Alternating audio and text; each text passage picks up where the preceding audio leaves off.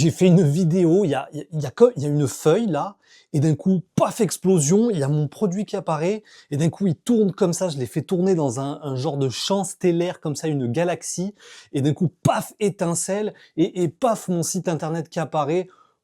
J'ai fait un truc de fou. Waouh, super, mais et t'as fait combien de vues du coup? Et je crois que j'ai fait 124 vues, ouais, c'est ça, 124 vues. Ok, et t'as mis combien de temps à faire ça? C'était un peu long, hein, ça a pris, ouais, je pense, une heure 30, 1h45. Donc tu vas en refaire d'autres là, des vidéos comme ça? Non mais plus jamais, jamais de la vie. Salut, je m'appelle Rémi, ça fait plus de 8 ans maintenant que je vends mes instruments de musique, mes créations en ligne. Et aujourd'hui, je voudrais parler du plus gros écueil que font les débutants qui se lancent dans la vente de créations et faire aussi au passage l'éloge de la simplicité et de la sobriété. Et oui, il y a beaucoup d'aspects marketing, d'aspects sur la vente, sur les réseaux sociaux, etc., où je vois justement les débutants ou ceux qui ont des habitudes dans les réseaux et dans le marketing, qui ont certaines habitudes qui sont vraiment encroûtées, et je vois toujours les mêmes soucis en ce qui concerne surtout deux choses, c'est les publications et le site internet. C'est vraiment,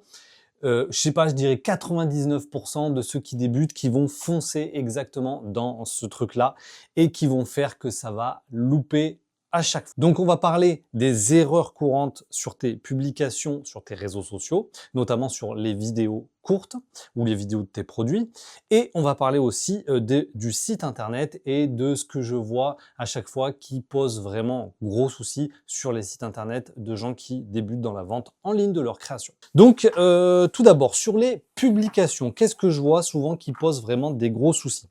C'est des montages de fou. Voilà, des montages beaucoup trop compliqués, on met des étincelles, et ça met des flammes, et ça envoie des transitions, et machin. On est juste en train de filmer votre produit, mais on part sur une production hollywoodienne, et en fait on s'amuse, en fait on part dans un délire où on prend par exemple CapCut comme logiciel de montage, et là on essaye toutes les transitions, toutes les possibilités de style, de titre, de style, de police d'écriture, de brillance, de machin, et en fait on tombe là-dedans, et en fait on se perd là-dedans.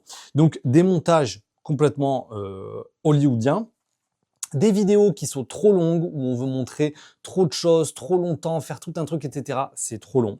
Il y a aussi souvent des problèmes, voilà, alors les transitions, on ajoute les transitions au taquet. Dès qu'on change d'un plan à un autre, fondu, enchaîné, blurring, nanana, des trucs pas possibles. Souvent aussi, un truc aussi qui va pas bien, c'est les musiques. Et on fait apparaître des musiques qui vont pas. On fait apparaître, voilà, la musique en général aussi, qui est vraiment un gros écueil. On essaye toujours de combler ce vide sonore avec des musiques. Et bien sûr, on abuse aussi des ralentis et de tout effet de style, de tout ce qui est disponible sur CapCut, on envoie la sauce. Donc en fait, il y a ça cause plusieurs soucis en fait, cette manière de faire. J'arrive pas à travailler en même temps, je laisse tomber. En fait, première chose, souvent ça fait vieux. Souvent ça fait super vieux. Moi quand je vois ce genre de choses, je me dis waouh, ça fait un peu cheap et ça fait un peu vieux. En fait, c'est compliqué. Le montage vidéo, c'est vraiment un métier. C'est quelque chose qui n'est pas, c'est pas nous avec les petits effets de CapCut et tout qui pouvons faire des choses incroyables. Donc, si on n'a pas cette formation-là de monteur, de graphiste, etc., il vaut mieux pas se lancer là-dedans. Donc, tout ce qui est intro avec explosion, transition avec des flammes et des trucs enchaînés, machin truc et tout, il vaut mieux pas le faire parce que ça risque à 99% du temps d'être vraiment de mauvais goût, de faire vieux et de faire vraiment amateur. Et ça détourne l'attention, ça défocus complètement, c'est-à-dire que en fait, t'es en train de filmer ton produit, et en fait, on voit des flammes, des étincelles, des trucs qui sautent, un ninja qui descend, une galaxie, je sais pas quoi, des délires de fou. Et en fait, au final, on se dit waouh, on est complètement défocus complet sur le principal, c'est-à-dire ton produit. Et ton produit, en fait, au final, on le voit assez mal. Et du coup, en plus, on est en train de se dire, waouh, ça fait vieux, ça fait truc. On part sur autre chose. On n'est même plus sur la qualité du produit que tu es en train de proposer. Donc, tout ça, il faut abandonner. Et en plus de ça, ça va te frustrer et te démotiver parce que ce genre de vidéo que tu as mis 3h30 à monter avec des trucs pas possibles, des scénarios, tu t'es fait un truc de création, des trucs et tout, elle va pas faire de vues. Ça va pas marcher, sauf exception, mais ça ne va pas marcher. Et qu'est-ce qui va se passer? Tu vas te dire, waouh, tout ce travail pour ça, j'arrête, je ne fais plus jamais ça. Donc ça va te démotiver, ça va te frustrer, ça va empêcher des ventes et ça va te donner une mauvaise image de ton travail. Donc abandonne toutes ces manières de faire du montage, surtout quand tu fais des publications sur les réseaux et des vidéos courtes.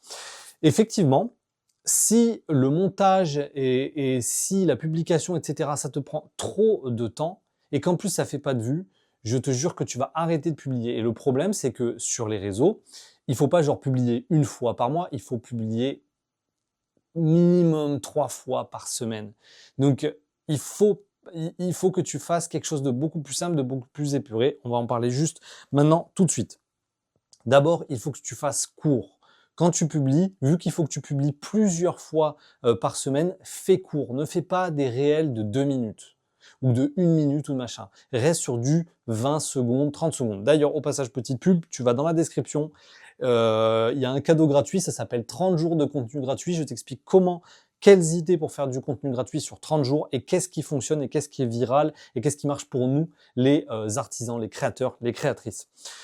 C'est dans la description. Tu as aussi un audit gratuit. Je peux te faire un audit gratuit de ton business, de ta stratégie, des réseaux, des trucs et tout. Et tu peux aussi prendre rendez-vous avec moi pour parler de ton business, pour voir si tu veux que je t'accompagne ou pas, pour vendre mieux en ligne tes produits. Donc, on revient au sujet. Il faut que tu fasses court. 10 secondes, 15 secondes, 20 secondes. Fais court, je t'en supplie, fais court. Si tu arrives à un réel qui fait 30 secondes, dis-toi que c'est déjà long. C'est déjà long. Donc, il faut que tu fasses un montage simple. Le seul effort, tu as 2 efforts à... Non, au niveau du montage, tu as un effort à faire, c'est la cadence. Dis-toi que tu as en face de toi des poissons rouges. Je suis un poisson rouge, tu es un poisson rouge, nous sommes des poissons rouges avec un temps d'attention de poisson rouge. Tous, c'est comme ça maintenant. On a été tellement sollicités par les réseaux sociaux que nous sommes devenus des poissons rouges. Donc dis-toi qu'en face de toi, tu as un poisson rouge et que si ça commence à être trop long et pas assez cadencé, pas assez condensé, boum boum boum, allez, le poisson il va ailleurs. Donc il faut absolument que tu fasses de la cadence. Il faut que tu cadences plusieurs plans de plusieurs secondes, 1-2 secondes à chaque fois par plan, et que tu condenses tout ça, que tu condenses, tu re-regardes ton montage, tu supprimes des choses, tu re-regardes, tu resupprimes, tu re-regardes, tu resupprimes. Cadencer, condenser. C'est ça tes efforts de montage. C'est pas les transitions, les flous, les musiques, les machins. Non, c'est la cadence de ton réel. Ça, tu dois faire un focus absolu et extrême là-dessus. Pas de musique, oublie la musique ça marche pas. Moi j'ai fait des millions de vues sur des réels Instagram, il n'y a pas un brin de musique, on entend juste les bruits de ce que je suis en train de faire. Donc tu peux aller voir, je te montre quelques petits exemples ici sur l'Instagram de ma boutique d'instruments de musique. Voilà, je te montrerai à gauche ou à droite quelques extraits de choses qui font des vues sans musique, sans rien de spécial. Et sans transition, et sans, je sais pas moi, d'un coup il y a un guerrier qui arrive avec une épée qui coupe en deux le truc, ça se déchire, transition, ton produit apparaît, tu vois, j'abuse un peu, mais ça c'est une catastrophe. Il faut que tu focuses, quand tu fais tes vidéos courtes, il faut que tu focuses sur ton produit, sur les angles avec lesquels tu filmes, la qualité de l'image. Donc, il faut que ce soit filmé du bon angle, qui soit, qui rende ton produit beaucoup plus joli. Souvent, par le bas, avec le produit en haut, souvent, c'est un peu plus flatteur pour le produit, mais ça dépend des produits. Il faut que tu fasses plusieurs angles, qu'on voie sous plusieurs angles ton produit, qu'on ait l'impression, au final, grâce à ton réel, grâce à cette vidéo courte, on ait l'impression de l'avoir devant soi, qu'on puisse limite le regarder comme si c'était un hologramme en 3D. Et il faut qu'on ait le plus possible une image fidèle de ce qu'est ton produit et de ce qu'on va avoir dans les mains. C'est ça qui est important. Parce que c'est ça le frein premier dans la vente en ligne. C'est ça la friction première. C'est que le produit, on l'a pas sous les yeux. On peut pas le prendre, on peut pas le toucher. Donc toi, quand tu fais des vidéos courtes de traits produits, tu dois t'approcher le plus possible de la réalité de ce que ça serait de voir ton produit et de l'avoir entre les mains. Donc, les angles, différents angles, la qualité absolument de ton film. On veut pas être diverti sur un réel, on veut pas des transitions, des trucs, on veut pas être diverti, on n'est pas en train de mater un film. On veut savoir comment est ton produit pour savoir s'il nous correspond et si on va l'acheter du coup. Donc, la qualité de tes vidéos est très importante. Moi, je filme tout au smartphone, donc c'est pas la panacée en termes de qualité, mais avec là actuellement un iPhone 14 Pro, on peut faire vraiment des belles vidéos où on peut focus sur le produit, par exemple le mettre en mode cinématique où on voit là l'arrière-plan qui est flou et le produit qui est net devant, l'arrière-plan flou, et ça peut faire vraiment des belles vidéos où tu essayes de te concentrer pour bien filmer, pour pas trembler. Si tu as un stabilisateur, c'est même encore mieux. Focus sur la qualité de l'image absolument et sur les plans et sur la manière dont on peut ensuite appréhender ton produit. C'est les seuls focus que tu dois faire sur tes publications. La question qui doit te venir, c'est est-ce qu'on voit bien mon produit sous toutes ses coutures? Est-ce que la personne qui sera derrière son ordinateur aura la sensation de l'avoir bien vu et de savoir bien la taille qu'il fait, comment ça serait dans sa main, etc. Est-ce qu'on voit bien et est-ce qu'on comprend bien mon produit? C'est les seuls focus que tu dois faire. Et bien sûr, le focus qu'on vient de parler juste avant, que ce soit cadencé, condensé, vraiment quelque chose de... Il nous faut si tu te fais une grenadine, on va dire, il te faut juste le sirop, pas l'eau, le sirop. Là, je te parle d'une présentation de ton produit sous forme de vidéo courte. Si tu veux faire par contre des vidéos un peu plus virales, vraiment où là, tu vas jouer vraiment sur la viralité, il va falloir que tu ailles sur des concepts qui sont aussi très simples et qui sont éprouvés. Donc par exemple, le time-lapse, je vais faire une vidéo là-dessus très bientôt. Le time-lapse, il faut que tu fasses quelque chose avec des émotions, peine, humour, peur, tout ce que tu veux, mais des concepts qui sont vraiment éprouvés. J'en parle aussi dans cette petite formation gratuite sur les 30 jours de contenu.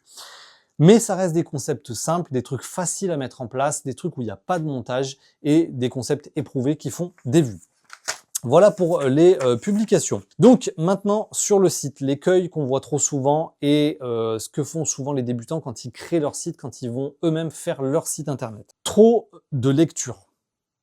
Tu arrives sur le site internet, sur la page d'accueil, tu as mon univers, ma manière de faire, mes produits sur mesure.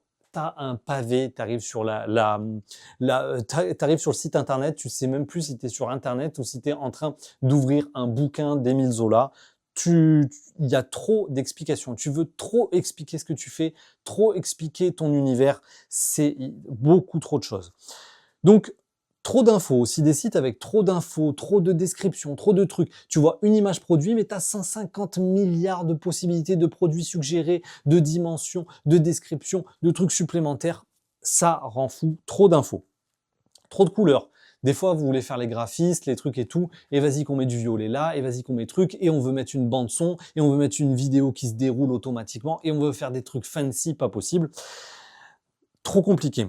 Des fois, il y a aussi trop de produits sur ton site internet, mais ça, c'est plus, on va dire, de la stratégie de vente, c'est pas tout à fait de la stratégie marketing, quoique ça rejoint, mais trop de produits, il y a trop de choses, et trop de catégories. Quand on va sur le menu, des milliards de trucs, de possibilités de regarder, trop de catégories, trop de produits, ça c'est un gros écueil. Trop de ton univers, trop de toi, trop un petit peu d'ego, on va dire.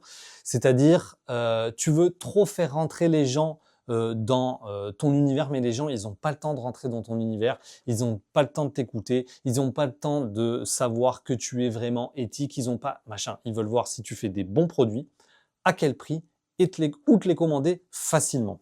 N'oublie jamais ça. De toi, les gens s'en foutent. En gros, c'est un petit peu ça le principe.